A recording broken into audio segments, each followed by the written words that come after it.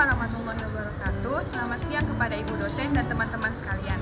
Di sini saya Nur Aisyah dari kelompok 6 akan membawakan materi mengenai manajemen audit pada mata kuliah pemeriksaan akuntansi keuangan 2 yang diampu oleh Ibu dosen, Ibu Berlian Herzegovina SEI MSc.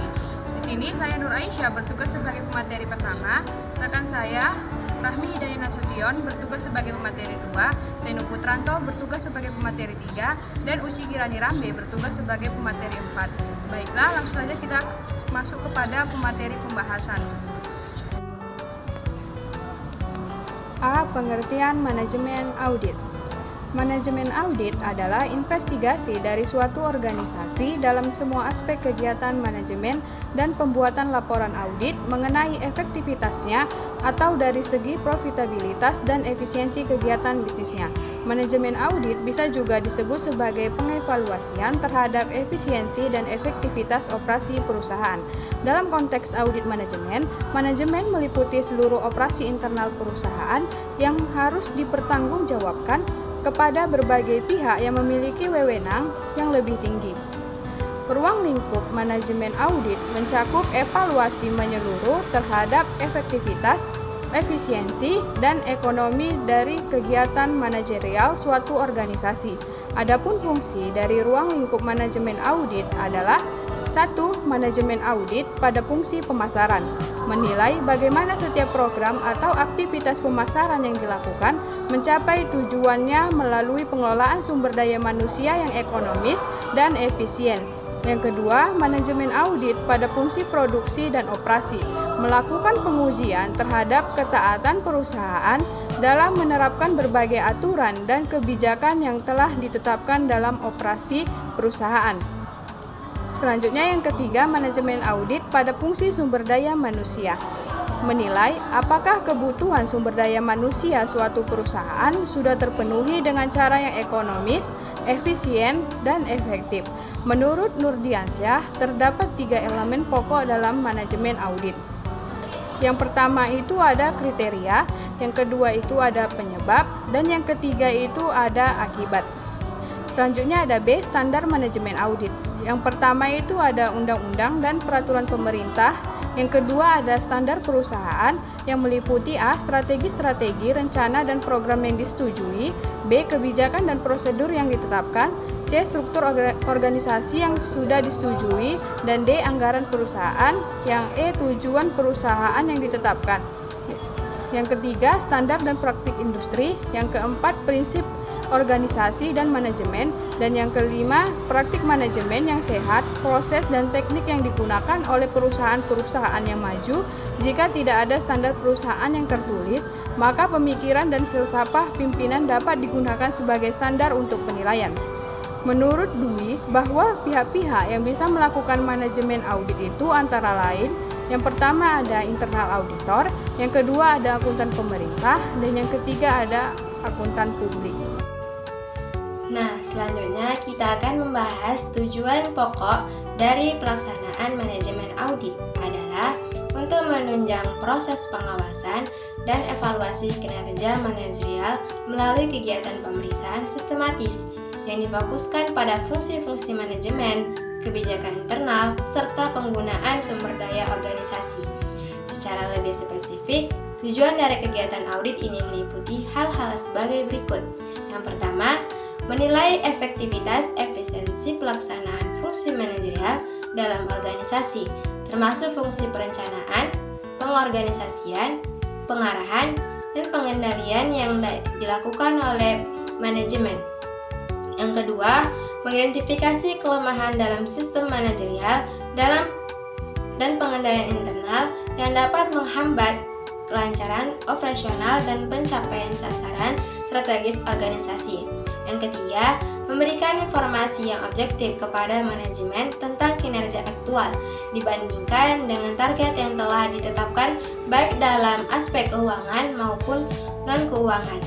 Yang keempat, mendorong penerapan prinsip good corporate governance di lingkungan organisasi dengan memastikan bahwa seluruh proses manajerial dijalankan secara transparan, akuntabel, dan bertanggung jawab.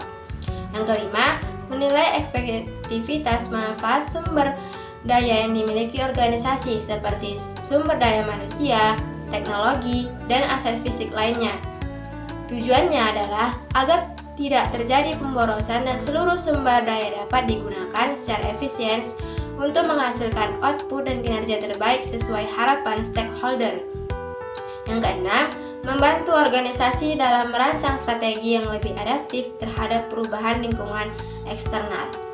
Manajemen audit memiliki peranan yang krusial dalam proses evaluasi dan pengawasan terhadap aktivitas manajemen. Dalam sebuah organisasi, manfaat utama dari pelaksanaan manajemen audit yakni yang pertama, memberi informasi yang relevan dan tepat waktu untuk pengambilan keputusan. Dan yang kedua, memastikan ketaatan terhadap kebijakan-kebijakan manajemen yang diterapkan perusahaan berdasarkan rencana-rencana, prosedur, dan persyaratan peraturan pemerintah. Dan yang ketiga, mengidentifikasi area masalah yang potensial pada tahap dini untuk menentukan tindakan preventif yang akan diambil. Yang keempat, membantu manajemen dalam mengevaluasi catatan, laporan-laporan, dan pengendalian dalam perusahaan. Dan yang kelima, menilai efisiensi dan ekonomisasi penggunaan sumber daya, termasuk mengurangi pemborosan yang terjadi. Yang keenam, menilai efektivitas dalam pencapaian tujuan dan sasaran perusahaan yang telah ditetapkan sebelumnya. Yang ketujuh, menyediakan tempat pelatihan untuk personil dalam seluruh fase operasi perusahaan. Baiklah, selanjutnya kita akan bahas tentang prinsip-prinsip manajemen audit. Nah, prinsip yang paling terpenting dalam audit manajemen adalah 3E, ekonomisasi, efektivitas, dan efisiensi, yang digunakan sebagai standar. Ekonomisasi berhubungan dengan bagaimana perusahaan dalam mendapatkan sumber daya yang akan digunakan dalam setiap aktivitas. Efisiensi sendiri berhubungan dengan bagaimana perusahaan melakukan operasinya, sehingga dicapai optimalisasi penggunaan sumber daya yang dimiliki. Efisiensi sendiri juga berhubungan dengan metode kerja atau operasi. Ada 7 prinsip dasar yang harus diperhatikan auditor agar manajemen dapat mencapai tujuan dengan baik. Yang pertama, audit titik beratkan pada objek audit yang berpeluang dapat diperbaiki. Prinsip ini mengarahkan audit pada berbagai kelemahan manajemen baik dan dalam bentuk operasional yang berjalan tidak efisien dan pencapaian tujuan yang tidak efektif, maupun kegagalan perusahaan dalam menerapkan berbagai ketentuan dan peraturan serta kebijakan yang ditetapkan. Yang kedua, persyaratan penilaian terhadap kegiatan objek audit merupakan persyaratan yang harus dilakukan sebelum penilaian dilakukan. Nah, yang ketiga, pengungkapan dalam laporan mengenai teman-teman yang bersifat positif, memberikan penilaian objektif terhadap objek yang diaudit.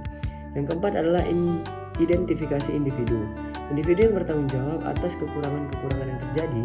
Dengan mengetahui individu-individu tersebut akan lebih dalam dapat digali permasalahannya dan penyebab terjadi kelemahan tersebut, sehingga tindakan koreksi yang akan dilakukan akan menjadi lebih cepat dan tepat. Yang kelima, ada penentuan tindakan terhadap petugas yang seharusnya bertanggung jawab, walaupun auditor tidak berkewenangan memberi sanksi, tetapi auditor dapat memberikan pertimbangan sanksi yang tepat yang akan diberikan pada pihak yang bertanggung jawab. Yang keenam adalah pelanggaran hukum. Walaupun bukan tugas utama seorang auditor melakukan penyelidikan terhadap pelanggaran hukum, auditor harus segera melaporkan temuan pelanggaran. Dan yang terakhir, yang ketujuh, penyelidikan atau pencegahan kecurangan apabila terjadi kecurangan atau fraud. Maka auditor harus memberi perhatian dan penyelidikan yang lebih dalam terhadap hal tersebut. Diharapkan kecurangan tidak akan terjadi lagi. Nah, selanjutnya ada proses dan tahapan manajemen audit. Nah, ada beberapa tahapan yang harus dilakukan dalam audit manajemen. Secara garis besar, tahapan-tahapan ini dapat dikelompokkan menjadi 5, yaitu audit pendahuluan review dan pengujian pengendalian manajemen, audit rinci, pelaporan, dan tindak lanjut. Nah, kita bahas satu persatu, yaitu yang pertama, audit pendahuluan. Audit pendahuluan dilakukan untuk mendapatkan informasi mengenai latar belakang terhadap objek yang akan diaudit. Yang kedua, review dan pengujian manajemen. Review dan pengujian pengendalian manajemen dilakukan dengan tujuan untuk menilai efektivitas pengendalian manajemen dalam mendukung tercapai tujuan perusahaan. Yang ketiga, ada audit rinci. Pada tahap ini, auditor melakukan pengumpulan bukti yang cukup dan kompeten untuk mendukung tujuan audit yang telah ditetapkan berdasarkan hasil review dan pengujian pengendalian manajemen. Yang keempat adalah pelaporan. Tahapan ini bertujuan untuk mengkomunikasikan hasil audit termasuk rekomendasi yang diberikan kepada berbagai pihak yang berkepentingan. Nah, yang terakhir, yang kelima, yaitu tindak lanjut. Tindak lanjut bertujuan untuk mendorong pihak-pihak yang berwenang untuk melaksanakan tindak lanjut atau perbaikan sesuai dengan rekomendasi yang telah diberikan.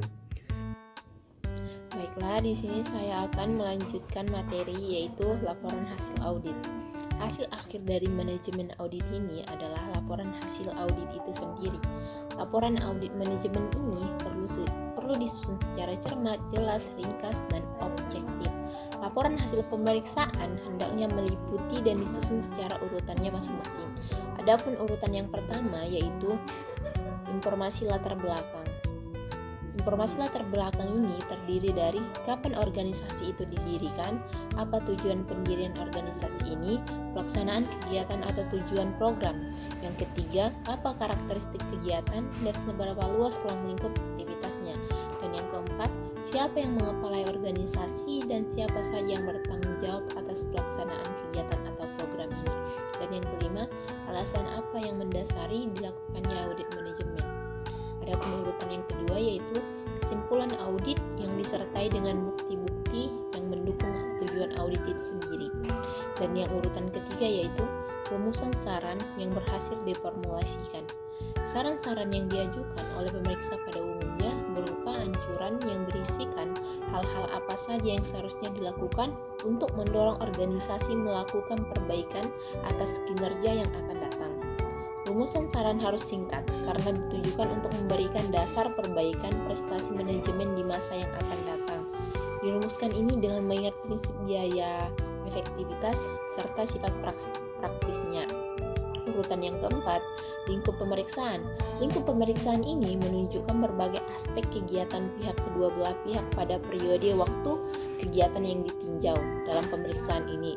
Lingkup pemeriksaan harus juga mengidentifikasi secara jelas beberapa mendalam peninjauan kembali yang dilakukan untuk masing-masing aspek kegiatan pihak kedua.